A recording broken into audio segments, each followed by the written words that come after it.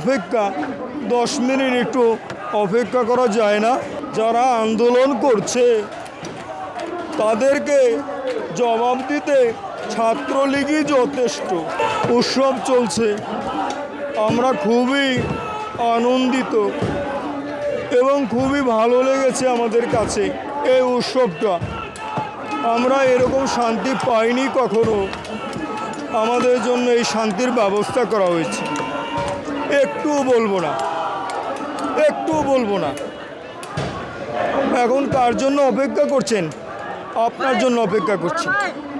কেন 10 মিনিটের জন্য একটু অপেক্ষা করা যায় না?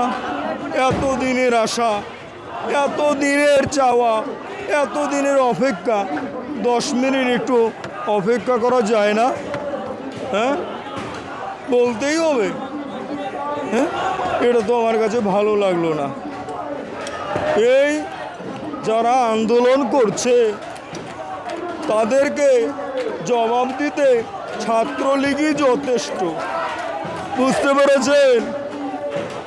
কত আন্দোলন এলো গেল,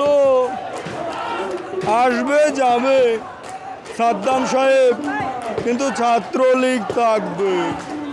ছাত্রলীগ পালিয়ে গেল।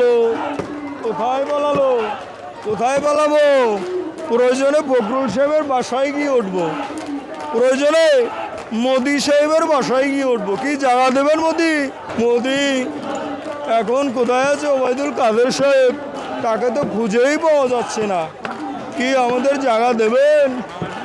নাইলে মামার বাড়ি আছে না, ওখানে জায়গা দিবেন।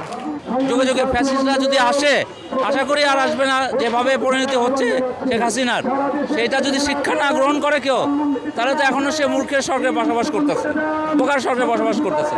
তাদের শিক্ষা হওয়া উচিত। যেভাবে পতন হইল, এটা একটা বিরল দৃষ্টান্ত পৃথিবীর ইতিহাসে। হ্যাঁ, 300 আসনের এমপি 300 আসনই পলাই গেছে, মসজিদের ইমাম সাহেব সহ পলাই গেছে।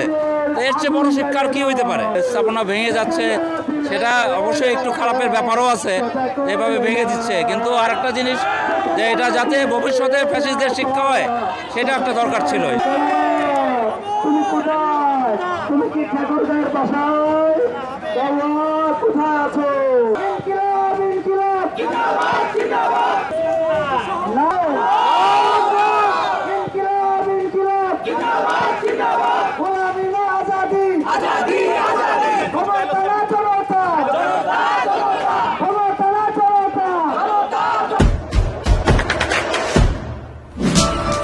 দেশে দেশে সবার সাথে দ্য নিউজ।